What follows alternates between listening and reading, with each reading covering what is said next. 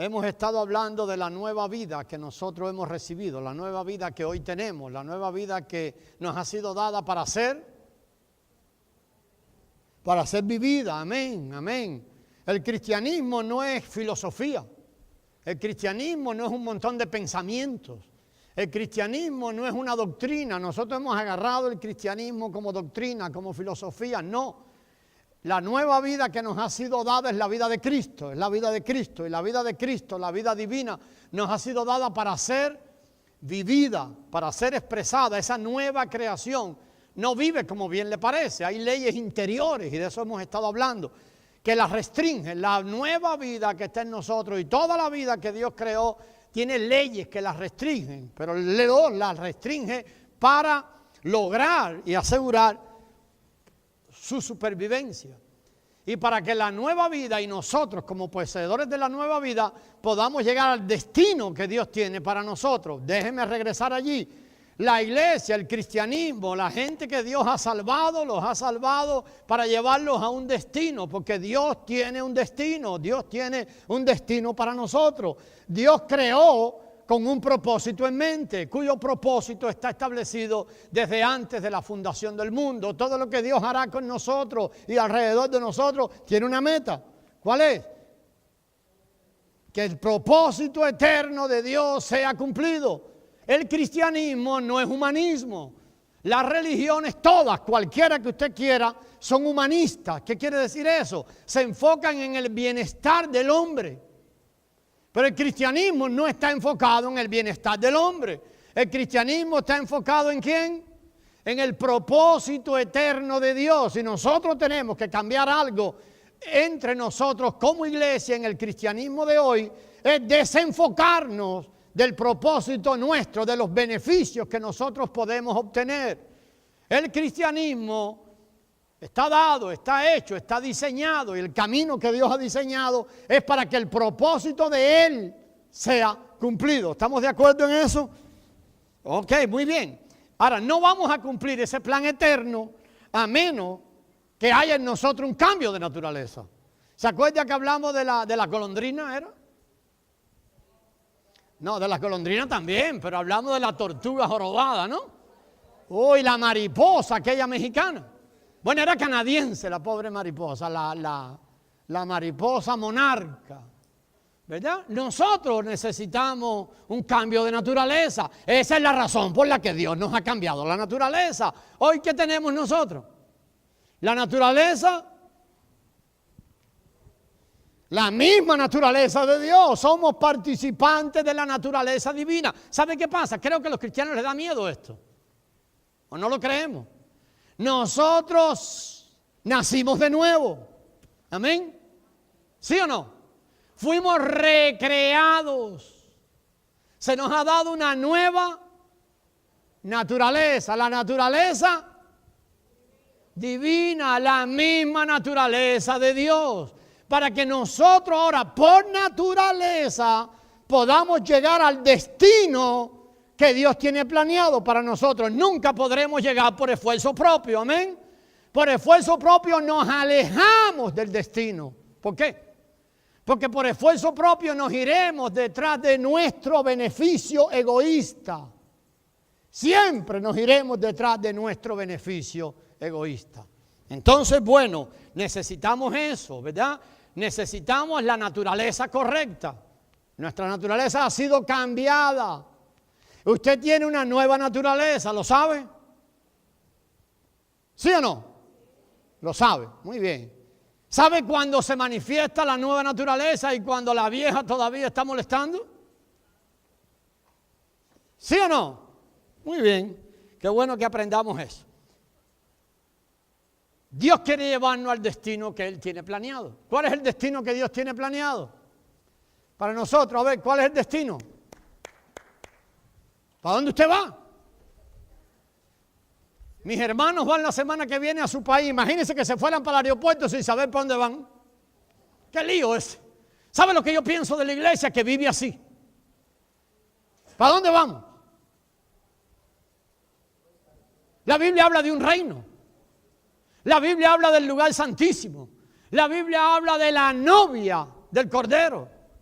La Biblia habla de la nueva Jerusalén y son metáforas para describir el destino nuestro. O sea, Dios nos creó para un destino.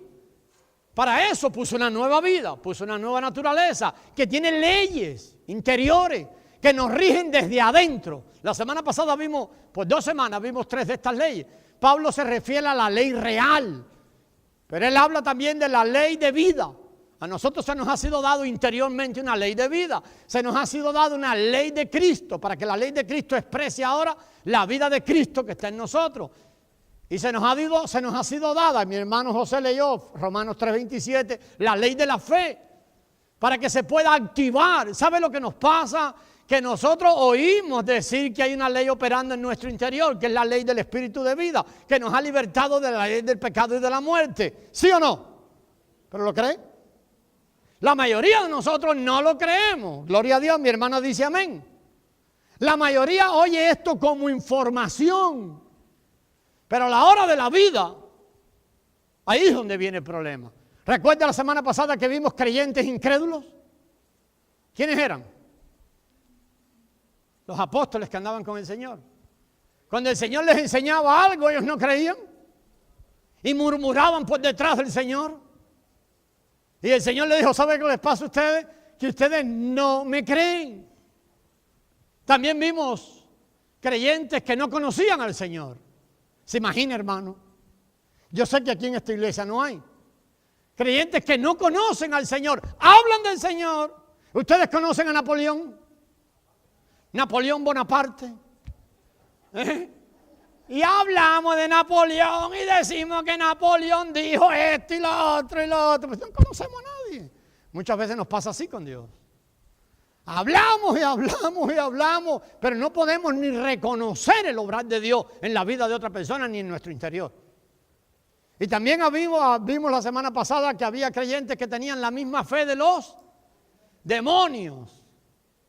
Más bien el apóstol dice que hay demonios que tienen más fe que nosotros, porque los demonios creen y les da temor, tiemblan. Pero lo que les pasa es que no obedecen. Ok, muy bien, algunos somos iguales. Entonces, amados hermanos, esa nueva vida que tiene que ser vivida, la nueva vida que hemos recibido de Dios es para ser mostrada. Y entonces así se cumple el plan eterno de Dios. ¿Estamos de acuerdo? La mayoría del cristianismo está enfocado en el plan que Dios tiene para él.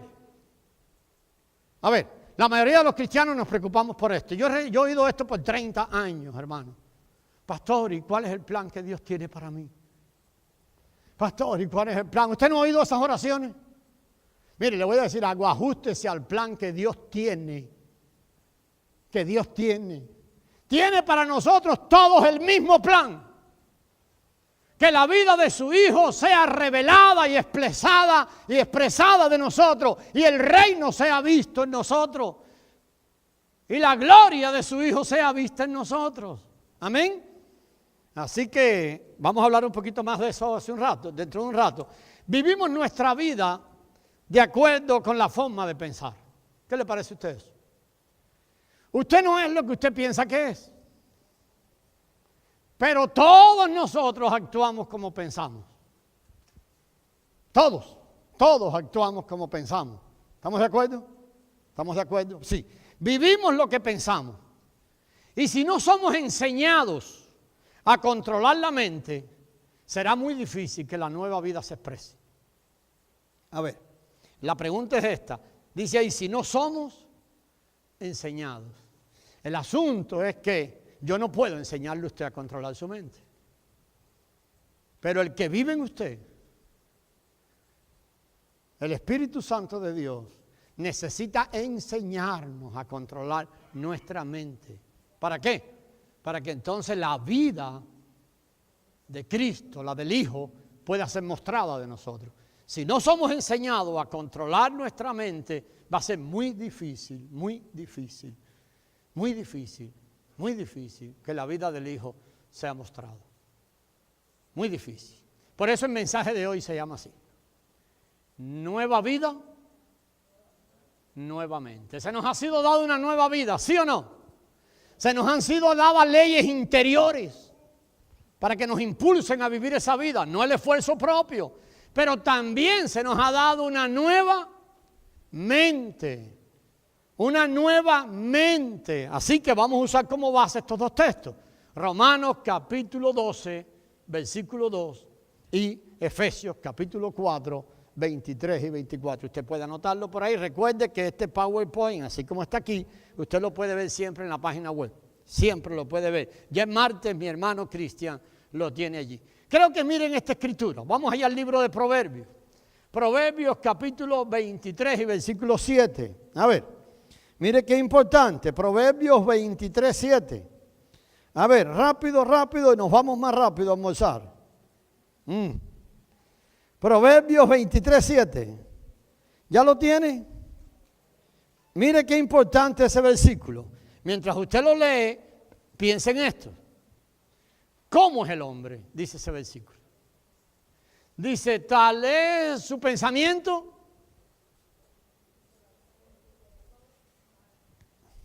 Porque cuál es su pensamiento en su corazón, tal es él.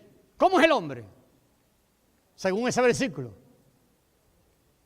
¿Cómo piensa? Usted es como piensa. Usted actúa de una manera que actúa, ¿sabe por qué? Porque así piensa. Tal cual es el hombre en su pensamiento, así es él. Usted ve a una persona muy desconfiada porque no le paguen, ¿sabe lo que significa? Que él le amarra el perro a todo el mundo. Como él no le paga a nadie, ¿sabe lo que creen? Que todos son malos pagadores. Tal es el pensamiento del hombre en su corazón, en su mente. Así es él. Entonces, hermano, es importantísimo que nosotros aprendamos a controlar nuestros pensamientos. ¿Estamos de acuerdo? Si todos somos como pensamos y todos actuamos de acuerdo a la manera que nosotros pensamos. Todos actuamos así. Veremos ahora durante el mensaje la necesidad de entrenar nuestra mente. Hermano, yo no voy a hablarle de ejercicios mentales ni de terapia. Esto hay demasiado en la iglesia. No. Le estoy hablando de entrenar nuestra mente como una responsabilidad para permitir que la vida nueva que ha sido puesta en nosotros pueda ser expresada y manifestada. Y entonces el propósito eterno del Padre pueda ser cumplido en nosotros. Amén. Y el Padre tenga satisfacción en su corazón. Que lo que importa aquí no es tu satisfacción. ¿Sabe lo que importa aquí? El beneplácito que hay en el corazón del Padre. Eso es lo que importa en el reino de Dios. Que el Padre esté complacido. Porque el Padre creó según su beneplácito. Entonces el cristianismo ha cambiado esto. Estamos pensando siempre en si yo voy a estar complacido. Hermano, les digo una vez más esto. Si tú estás bien o no estás bien, es irrelevante en el reino de Dios. Esto a mucha gente no le gusta oírlo. Si tú estás bien o no estás bien es irrelevante. ¿Estuvo bien el apóstol Pablo? 31 años de ministerio, 19 dentro de la cárcel. ¿Estaba bien? Y el resto lo andaban buscando para cogerlo preso, huyendo, bajando por un muro, en un canasto. ¿De qué estamos hablando hoy? Es irrelevante si tú estás feliz o no estás feliz. ¿Sabe lo que es relevante aquí? Que haya satisfacción en aquel que creó, en aquel que nos dio vida, en aquel que nos trajo hacia Él. Entonces es importante eso. Todo lo que acontecerá en la vida de un creyente pasa primero por la mente. Por eso es tan importante, amados hermanos, de renovar la mente, de transformar la mente. Todos nosotros tenemos una mente, ¿de qué manera? Pervertida. Dijo la hermana eso, yo no lo dije. Engañosa. Viciada de errores. Tu mente te llevará siempre al error. Amén. No confíes en tu mente, entonces. ¿Cómo nos atrevemos nosotros a hacer tantos planes, a tomar tantas decisiones, confiados en una mente que está caída, que está viciada de errores, que es egoísta y que ha sido desechada por Dios? 4 cosas, hermano, para que tú no te atrevas a confiar en tu mente nunca. Imagínese que usted va a poner su sueldito que gana en su trabajo en un banco. Su compañía dice, voy a hacer depósito directo en tal banco. Pero usted va a la internet y busca que ese banco está quebrado, que son rateros, que cuando la gente hace los depósitos después no le dan el dinero al cliente. ¿Usted pondría su dinero allí? ¿Cómo nosotros vamos a confiar en una mente que está quebrada, que es viciosa, que está desechada por Dios? No tiene sentido, ¿verdad que no? Ok, entonces nosotros necesitamos que esa mente sea renovada. La Escritura nos enseña cómo renovar y transformar la mente. Nos enseña, yo sé que algunos de ustedes ya tienen este pasaje ahí en mente. Y hay 3 cosas que vamos a destacar. Yo no sé si vamos a llegar al final, pero lo primero es que nosotros necesitamos renovar nuestros pensamientos. Necesitamos renovar nuestra manera de pensar. Necesitamos renovar la mente. Segundo, nosotros necesitamos pensar como Dios piensa. Necesitamos pensar lo que Dios piensa. Amén. Y lo vamos a aprender un poquito cómo se hace esto. Y lo tercero, necesitamos pensar positivamente. Necesitamos decirle adiós a los amarguetes, a los preocupados. Hay demasiada gente preocupada en el pueblo de Dios. El Señor dijo, bástale a cada día su propio afán. Pero ¿qué es lo que vemos en el pueblo de Dios? Entonces vamos a ver si podemos ir sobre esos 3 puntos. El primero, la renovación de nuestros pensamientos. Este es un pasaje extraordinario, Romanos 12, capítulo 2. Perdón, 12, versículo 2. ¿Usted sabe que la Biblia no se escribió con capítulos y versículos? ¿Lo sabían? La Biblia no se escribió con capítulos y versículos. Ni la Biblia son Nuevo Testamento y Viejo Testamento. ¿Se sabe dónde salió eso, verdad? No tiene nada que ver con el cristianismo. Nosotros lo tomamos del catolicismo, no tiene nada que ver con nosotros. Y bastante daño ha hecho. La Biblia es una sola. ¿Cuántos libros tiene la Biblia? Todos los 66 libros son la Biblia. Biblión, el libro, 66. Amén. El apóstol Pablo dice, y toda la Escritura es inspirada por Dios. ¿Qué es toda la Escritura? Todos los 66 libros, amén. Entonces, Romanos 12, versículo 2, ¿ya lo tiene allí? Ahora, mientras usted lo busca o lo lee, yo quiero que mire una orden primaria que hay allí. Hay 2 órdenes, pero hay una que es primaria. La segunda se desprende de la primera, pero ¿cuál es la orden que vemos allí? A ver, ¿cuál es la orden que vemos allí? Vamos, dígalo. Si lo leyó, léelo. Dígalo, perdón. Dice mi hermano Andrés que la orden es no conformarnos. No se conformen. No se conformen. Pablo escribe a quién allí. A la iglesia. Y dice así, hermana Noemí, no se conformen.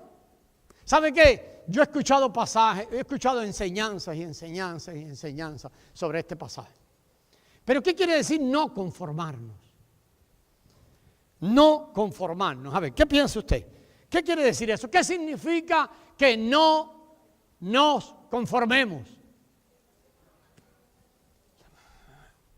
Hermana amada, ¿qué decía usted?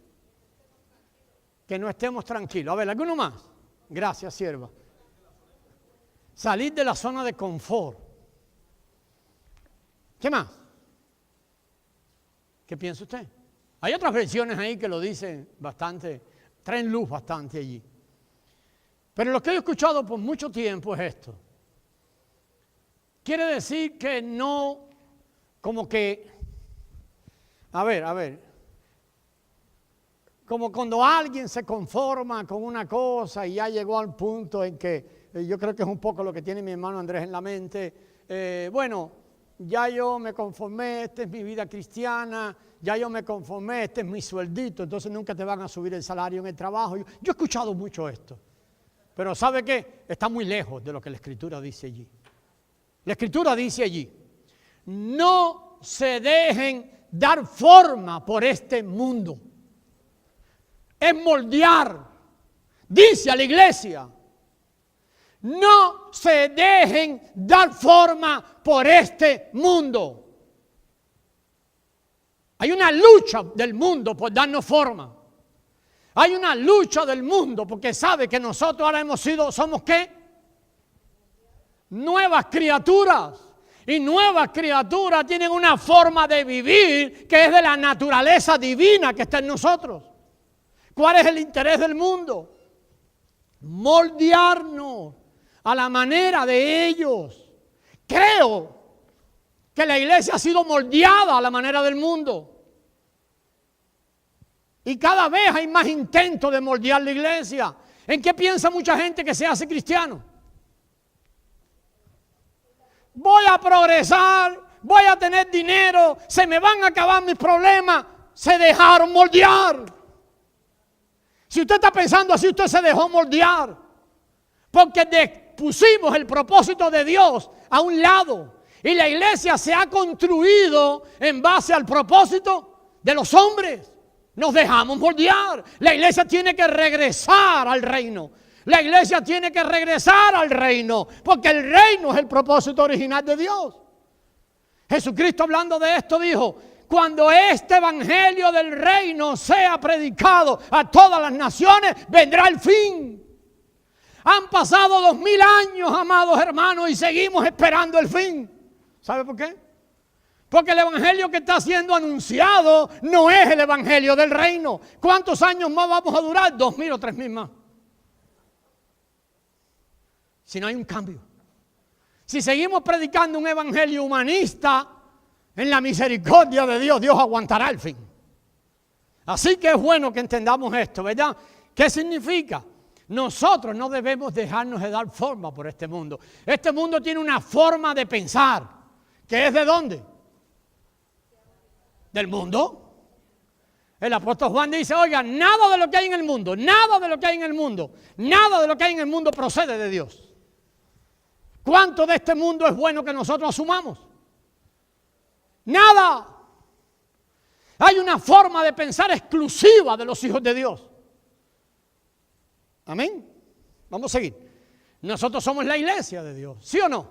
Somos la familia de Dios, ¿sí o no? Somos el ejército de Dios, ¿sí o no? Somos la novia, ¿sí o no?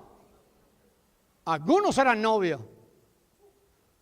Otros serán solo invitados a las bodas. ¿Usted qué quiere ser? ¿Novia o invitado a la boda? Espero que usted quiera ser novia. Entonces, hermanos, sigamos adelante a la perfección. Amén. Sigamos adelante a la perfección. La iglesia es superior. La iglesia tiene estándares superiores. La iglesia tiene demandas superiores a las del mundo. A ver.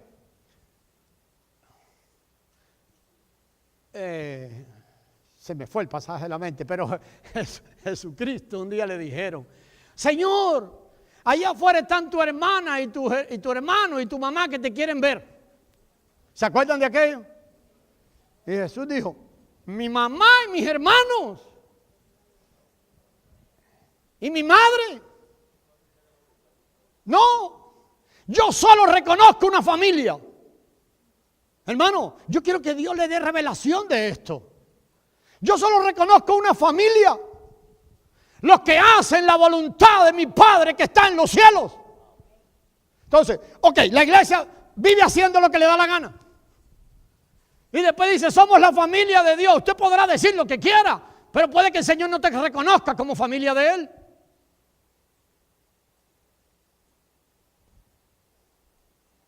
¿Sí o no? ¿Quiere que le diga a otro? Él dijo: no todo el que me dice Señor, Señor entrará en el reino. Él se complementa muy bien. ¿Sino quién? Entonces, podemos nosotros seguir conformándonos con que un día acepté a Cristo? No, definitivamente no. Somos el pueblo de Dios, somos el reino. Estamos siendo construidos como el reino de Dios. Estamos siendo construidos como la novia. Entonces el Señor no va a casar a su hijo con cualquier novia. No quiere que tenga arrugas. No quiere que tenga manchas.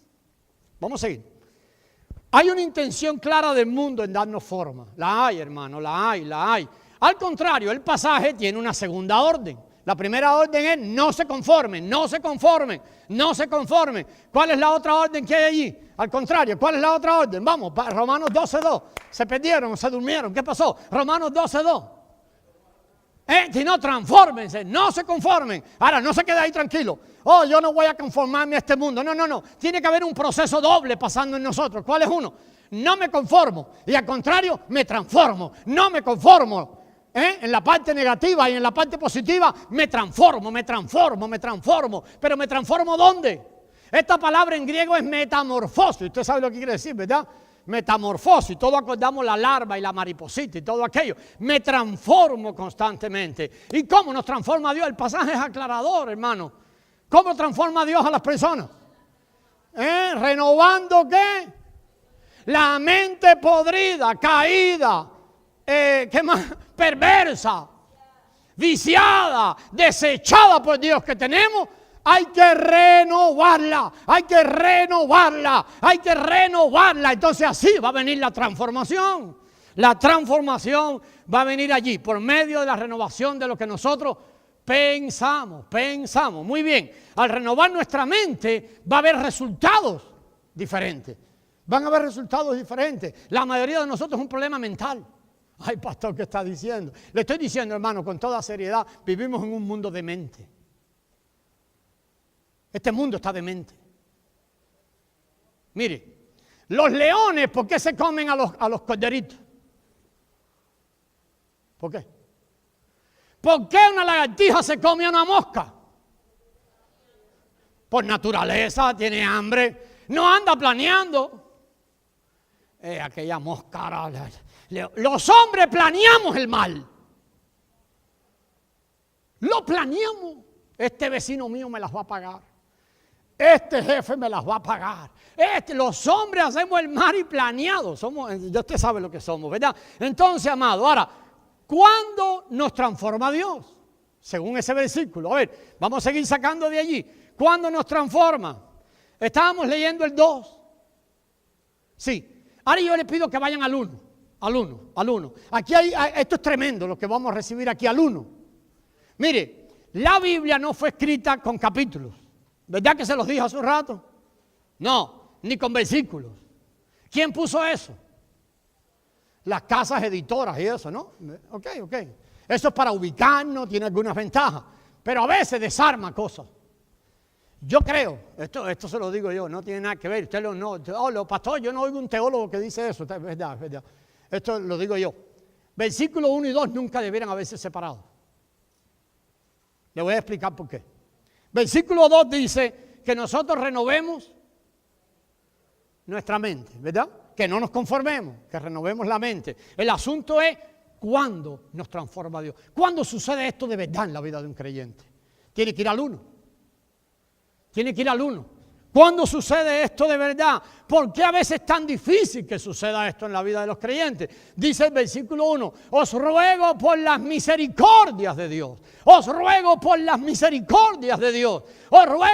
todo el favor que han recibido de Dios, por todas las bondades que han recibido de Dios. Por favor, ustedes son conscientes de todo lo que han recibido de Dios. Amén. Les ruego por eso. El apóstol usa misericordias en plural. Y usted puede hacer una larga lista de las misericordias que hemos recibido de Dios. Les ruego que presentéis vuestros cuerpos en sacrificio vivo. ¿Cuándo va a suceder lo del versículo 2? Cuando suceda lo del 1. Cuando nosotros estemos dispuestos a darnos como ofrendas totalmente a Dios.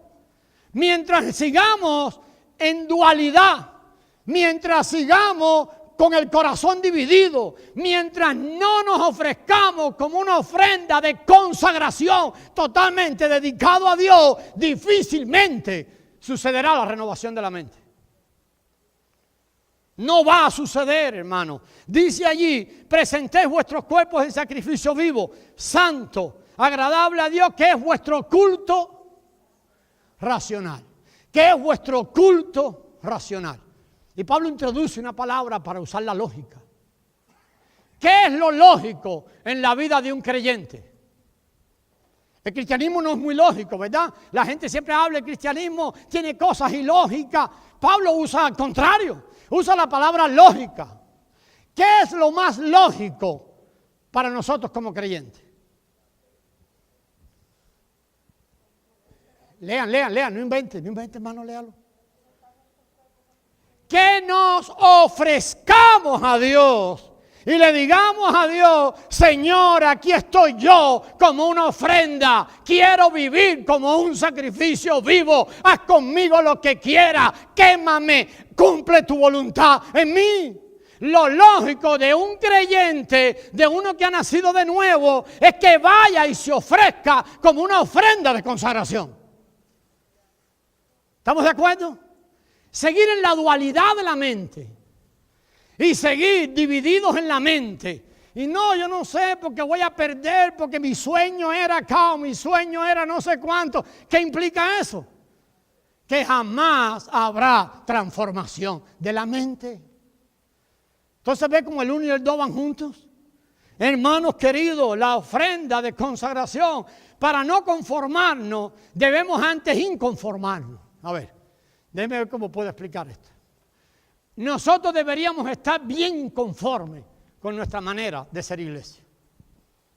Una vez que estamos inconformes con la manera de hacer iglesia, vamos a decir, yo quiero de verdad ser una persona que el propósito de Dios se revele en mi vida.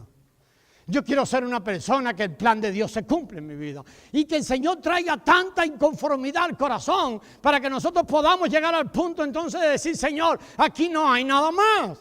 Me tengo que ofrecer a ti como una ofrenda, me pongo en tus manos, acaba con mi vida, destroza mi vida, acaba con mi vida natural y haz conmigo lo que quieras.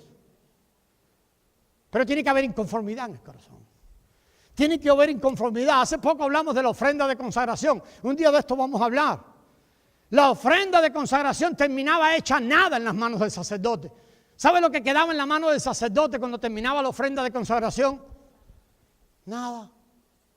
La sangre se derramó. Pero acabó con el animalito, le partió el cuello, le arrancó la cabeza, le arrancó la piel, le arrancó las manos, le arrancó los pies, le sacó las vísceras, las lavó. Al final los 2 pedazos que quedan los parte a la mitad en 2 cuartos y va y lo echa ¿dónde? En el altar para ser quemado. Entonces, ¿qué quedó de la ofrenda? ¿Sabe qué necesita quedar de nuestra vida natural? Nada. ¿Sabe de qué habla eso de transparencia? ¿Sabe cuándo vendrá transparencia en la vida de los cristianos? Cuando seamos deshechos. La transparencia no se va a buscar en exterior. Hay que buscarla adentro. Cuando la vida natural sea terminada. Vamos a seguir. No voy a seguir igual. Tiene que llegar el inconformismo a nosotros. El Señor tiene que traer inconformismo. Por eso cuando el Señor trae inconformismo, ¿qué es lo que pasa en nosotros? ¿Qué es lo que pasa en un creyente? Hay mucha debilidad. Porque el creyente está avergonzado. Porque el creyente se siente débil. En lo que él se creía fuerte, el Señor se lo quitó. Entonces hay inconformidad. Muchas veces a cada paso, el creyente que ve, basura de adentro. Pero es bueno, porque eso indica ¿qué cosa? Que hay luz alumbrando el interior. Significa que estás caminando en el proceso de la luz. En el camino que Dios nos lleva, la luz cambia. Ok, cuando la iglesia está en los atrios, estoy pensando que usted piensa en el templo de Moisés. Si algunos de ustedes recuerdan el templo de Moisés, recuerdan que en los atrios había mucha luz. Pero ¿sabe por qué había mucha luz? Porque estaba el sol, estaba la luna, pero todo era natural. Pero ¿sabe qué pasa cuando el sacerdote entraba al lugar santo? El lugar santo estaba oscuro, estaba tapado, tenía puerta al frente y tapado con unas cortinas hechas de cuero. Entonces, ¿sabe qué pasa en el lugar santo? No había luz. ¿Sabe cuál era la única luz en el lugar santo? La luz del candelero. Se acabó la luz natural. ¿Y sabe en el lugar santísimo cuál luz había? La luz de la gloria de Dios. Entonces hay niveles en que vamos ascendiendo en la luz. Y eso indica que el Señor está trayendo revelación a tu vida. Y por eso cuando el Señor trae revelación hay inconformidad en nosotros. Porque empieza a enseñarnos cada vez más lo que Él es y lo que nosotros somos. Ok, muy bien. Entonces, hermano, Dios nos va mostrando que nuestra mente está viciada. Muchas veces nosotros hablamos de una mente viciada, pero ¿sabe qué pasa? No la hemos visto. No la hemos visto. Entonces el Señor tiene que ponernos en situaciones donde esa mente viciada sea mostrada. Donde esa mente perversa, donde esa mente que solo persigue lo suyo. El Señor nos tiene que llevar a esa inconformidad. Si no nos lleva a esa inconformidad, la mente natural y mundana nos va a dar forma. Así que agradezcale a Dios el proceso que Él nos lleva hasta la mente inconforme. Dios nos ha dado la capacidad de renovar nuestros pensamientos. Él nos los ha dado, hermano. Nos ha dado una capacidad. Debemos consagrarnos. Mire, sin consagración, versículo 1, Romanos 12, es difícil, no va a ocurrir la renovación de la mente, no va a ocurrir hasta que, y la mente va a ser renovada y renovada, y nosotros vamos a ser renovados y renovados y renovados, hasta que seamos como ¿quién? Como Jesús. Amén. Hace un rato cantamos de gloria en gloria, llévame Señor, no fue la primera alabanza que cantamos hoy. Vamos, el Señor dice, yo te voy a traer de gloria en gloria. Yo te voy a traer, pero tienes que venir adentro, tienes que renovar tu mente. Yo lo voy a hacer en el camino. Mire Efesios, hermano, capítulo 4, vamos rápido, 22, 23 y 24, Efesios 4. ¿Ya lo tienen? Efesios 4, este es otro pasaje, una buena visión, complementa mucho el pasaje de Romanos 12. ¿Lo vio? Efesios 4. ¿Ya lo tiene alguien?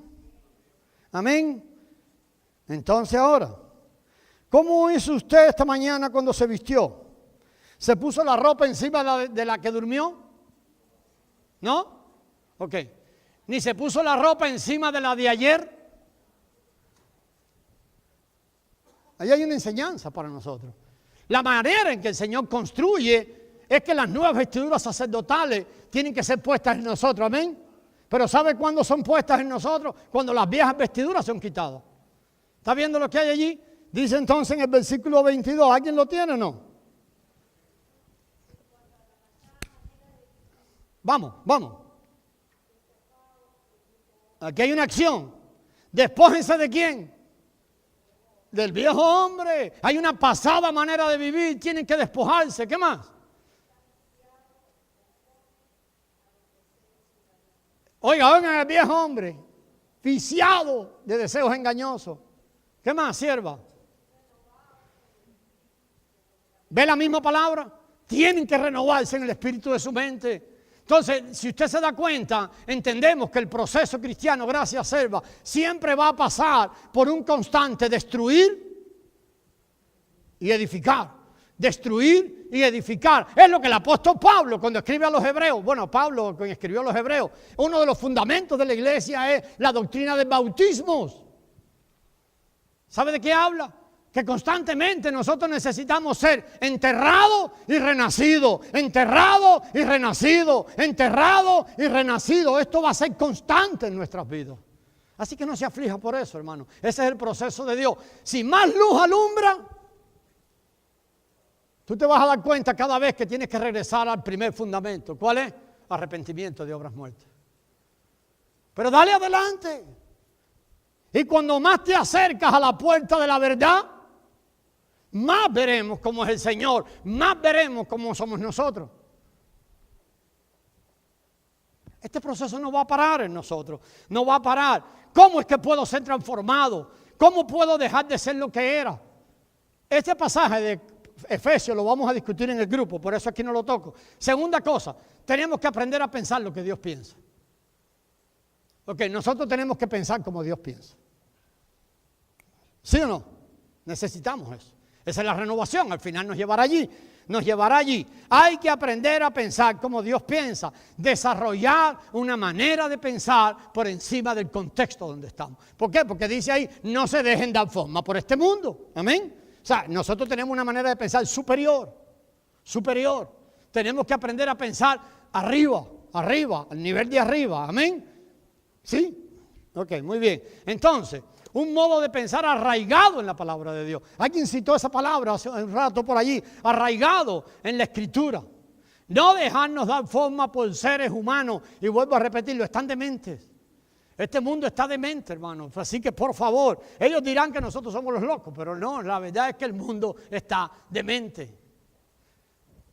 ¿Dónde encontramos la manera de pensar o los pensamientos de Dios? ¿Puede ir usted al mercado y comprar? ¿Dónde encontramos eso? Hermano, dígalo, hermano Andrés. Ay, santo Dios. En la Santa Biblia, dice el hermano. En la palabra de Dios, en las Sagradas Escrituras. Gloria a Dios, en las Sagradas Escrituras está. Ahora yo a veces quiero levantar el libro, pero es más fácil el teléfono. Aquí en la Sagrada Escritura está.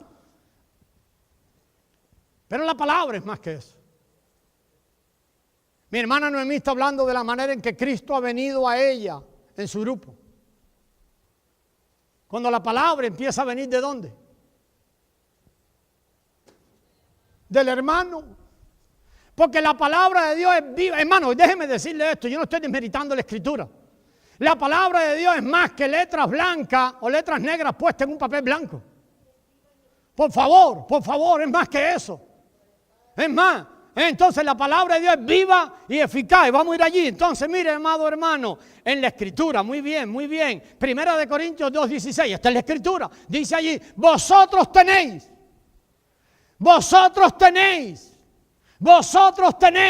la mente de Cristo. ¿Lo cree usted? ¿Lo cree? Entonces, cuando vengan pensamientos que no sean de la mente de Cristo, tiene que huir de ahí. Porque tiene que aprender a echar fuera, tenemos que aprender a ser renovados, porque van a venir, hermano. El creyente no puede decir, yo no puedo, oh pastor, yo no puedo pensar diferente. Sí puede, porque tienes la mente de Cristo, amén. Tienes la mente de Cristo. Nosotros no solo tenemos el ADN del Padre, sino que también tenemos la mente. Mire si estamos bien equipados para expresar la vida divina. Podemos expresar la vida de Dios. Podemos expresar la vida del Hijo. Claro, tenemos el ADN del Padre y tenemos la mente. Así que podemos expresarla, amados hermanos. Cuando viene un problema, ahora le voy a hacer esta pregunta. Cuando viene una crisis, cuando vienen buenas noticias, porque cuando vienen malas noticias, a veces actuamos diferente que cuando vienen buenas. Cuando viene enfermedad, cuando viene bonanza, ¿cómo lo enfrentamos?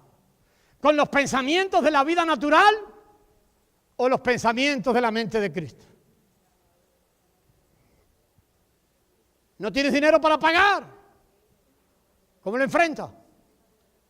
Oh, el médico acaba de decir que te salió una pelota. ¿Cómo lo enfrentas? ¿Con los pensamientos de la vida natural o con los pensamientos de la mente de Cristo? Nosotros tenemos que estar evaluando constantemente esto. Hasta que la vida entonces divina empieza a fluir la mente divina. Esto es muy sencillo y parece muy raro, ¿verdad? ¿Cómo lo enfrentamos? ¿Como humano o como Cristo? Nosotros tenemos la mente de Cristo. Tenemos la mente de Cristo y Dios nos ha dado los recursos necesarios. Mire, el verbo en el principio era el verbo y el verbo era... Entonces así, en el principio era el logos, en el principio era la palabra y la palabra estaba con, pero la palabra ¿qué hizo? Se manifestó. Entonces la palabra viene desde afuera hacia nosotros y la palabra desde afuera se une con el verbo que mora en nosotros, amén. Y esa palabra unida activa la mente de Dios y le cae arriba a cualquier depresión y le cae arriba al cáncer y le cae arriba a una vida terrenal de vivir y la derrota. ¿Pero quién es? El Logos, la palabra escrita, la palabra revelada, porque la palabra es viva y eficaz. Entonces, amado hermano, allí es donde tiene lugar la vida. ¿Cómo funciona esto en la práctica? Es muy sencillo. Santiago 1:21. Vamos, rápido, Santiago 1:21. Ahora sí, Santiago 1:21. Ya vimos eso, ¿verdad? La palabra está afuera, pero la palabra está dentro. Y Santiago 1:21, ¿qué dice? Por lo cual, vea hermano, ahí vamos, sigue, siervo. Desechando ¿qué? Toda inmundicia y abundancia de... Ok, hay cosas que hay que desechar constantemente en nuestras vidas. Entonces, usted tiene que ser vigilante. Deseche la malicia. Deseche, ¿qué va? La inmundicia, amén. Ahora, ¿qué va? Desear como niños, ¿qué cosa? La palabra viene y entonces, ¿qué hacen nosotros? Se implanta. Pero si usted no recibe palabra, usted no va a la palabra, usted no se relaciona con hermanos, no hay palabra que viene, no hay palabra que va, no hay palabra. ¿Qué palabra se va a implantar? ¿Sabe lo que se va a implantar? Lo del mundo, la novela, Netflix, la depresión, vamos a ser conformados al mundo. Entonces la palabra, Santiago 1:21, y esa palabra tiene un poder salvador. ¿Lo dice ahí o no? La palabra que es implantada, la palabra que ahora toma es el rema de Dios, la palabra revelada para ser vivida es la que puede salvar nuestras almas. Si no, usted va a seguir flotando como un mundano. ¿Tiene la palabra? Sí. ¿Usted es salvo? Sí. Pero no se expresa la vida del Hijo. Cuando la gente entra en contacto contigo, no entra en contacto con la vida del Hijo, porque la mente suya sigue en un vaivén, sigue flotando. Dice la palabra que es implantada, mire, rápido, vamos allí. Hebreos 4:12, ese verso lo han citado ustedes por allí, porque la palabra de Dios es viva, no son letras en un libro. La palabra de Dios es viva y eficaz. Y es más cortante que la espada de 2 filos. Y penetra y separa el alma del espíritu. Y nosotros podemos distinguir lo que es espiritual y lo que es mundano. Pero la mente activada, la palabra arraigada, llenos de la palabra, yo como palabra, comparto palabra, me reúno con mis hermanos, trago palabra, doy palabra, vivo en la palabra, y esa palabra implantada empieza a procesarnos por dentro. Amén. Muy bien. Vemos la obra interior de la palabra, es interior, hermano. La palabra viene, es revelada, tiene que ser creída. Tiene que ser creída. Entonces, una vez que es creída, le creemos a Dios. Y la palabra es activada por la ley de la fe. Y genera todo lo que genera en nuestro interior. La palabra vive y eficaz hace su trabajo desde adentro. Pero ojo al piojo. Ojo al piojo. Mire esto último. Necesitamos el secreto de Dios. Ojo al piojo. Mire Jeremías, capítulo 23. 23:18. Ojo al piojo. Oh, pastor, todo esto es tremendo, fabuloso. Tomo la palabra implantada viene, se arraiga dentro de mí y hace maravillas adentro. Amén. Es la machiara de Dios.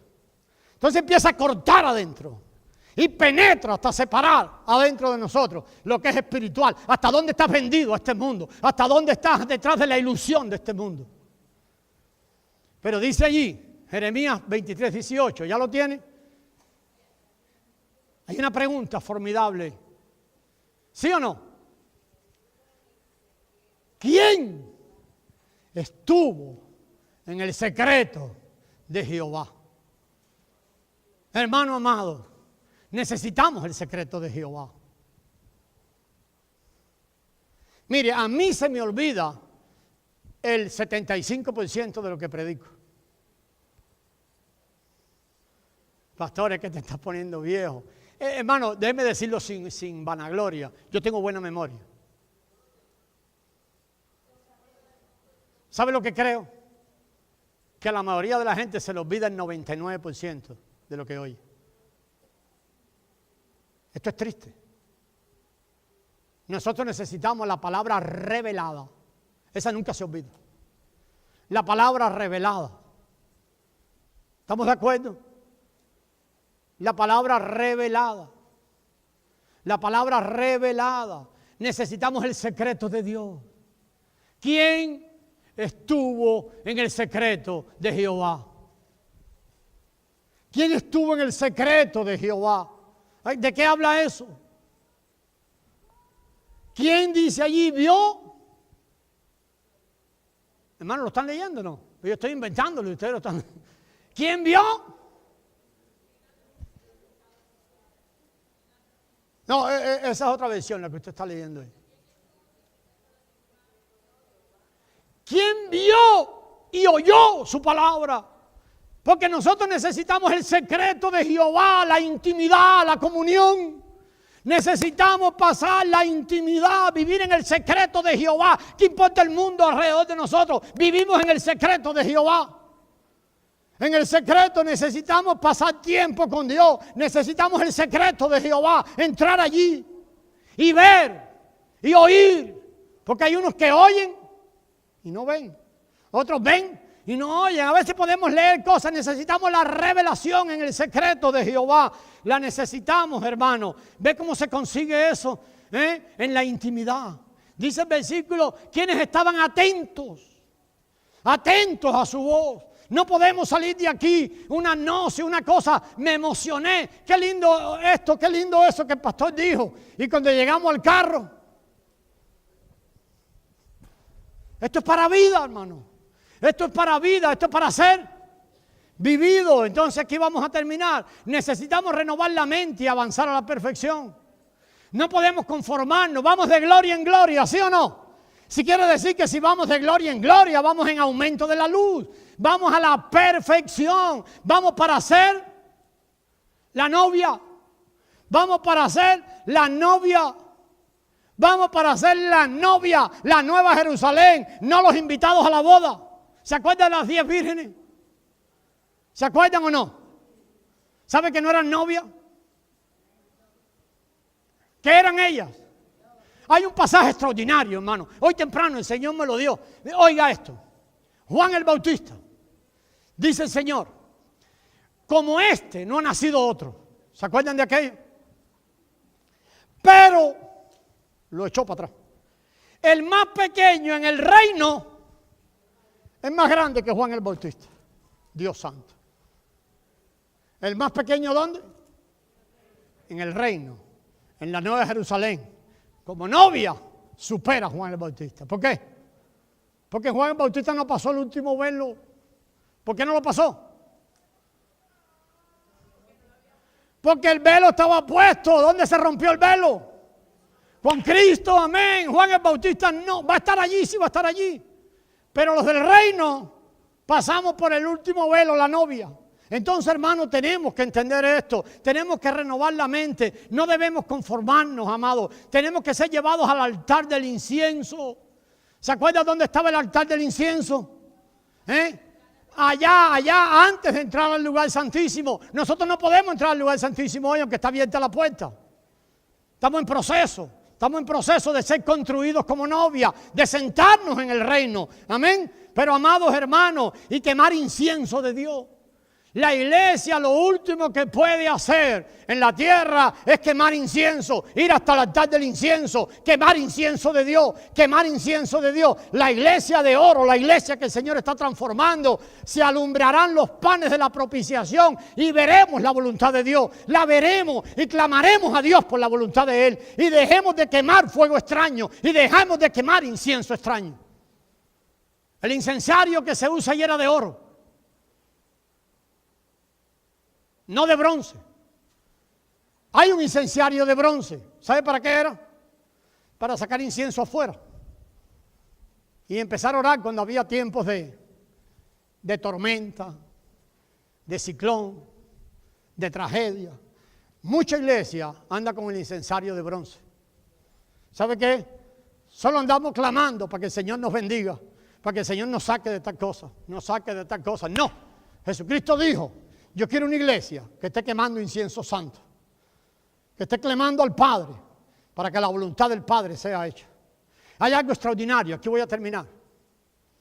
Dios necesita que su pueblo clame a Él. por lo que el pueblo ha visto que es la voluntad de Dios, para entonces era hacer su voluntad y ejecutarla. ¿Y sabe por qué?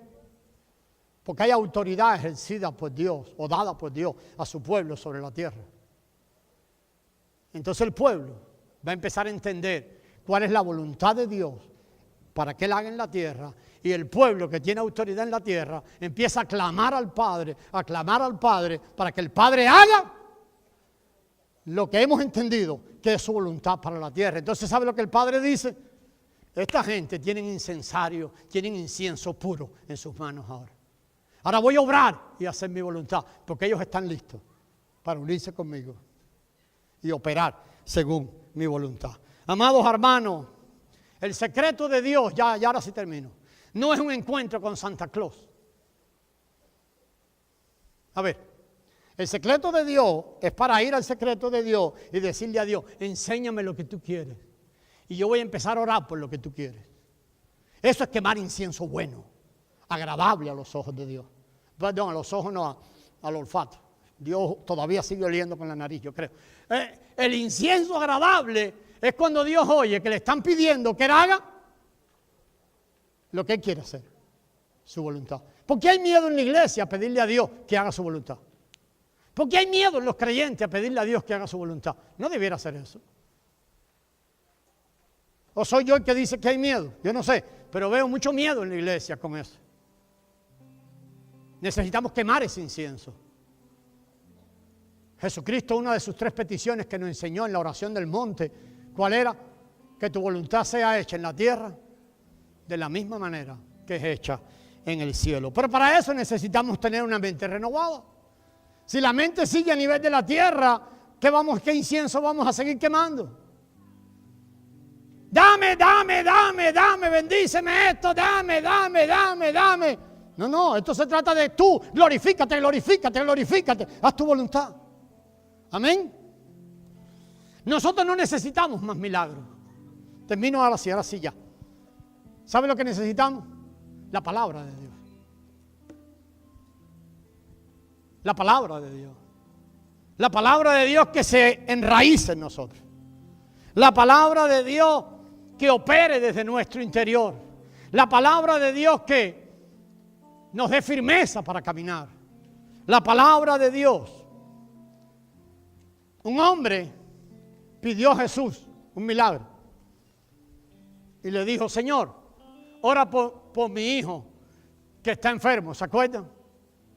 Y el Señor dijo, ok, yo voy a tu casa a orar. Le dijo, no, solo envía tu palabra.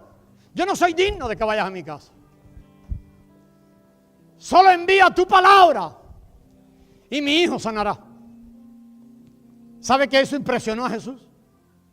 Jesús dijo, este hombre no era israelita, y dijo, yo nunca he hallado una fe igual en Israel. El Señor, ¿qué quiere de nosotros? Solamente que digamos, envía tu palabra, Señor. Venga, envía tu palabra. Señor, dilo y yo lo hago.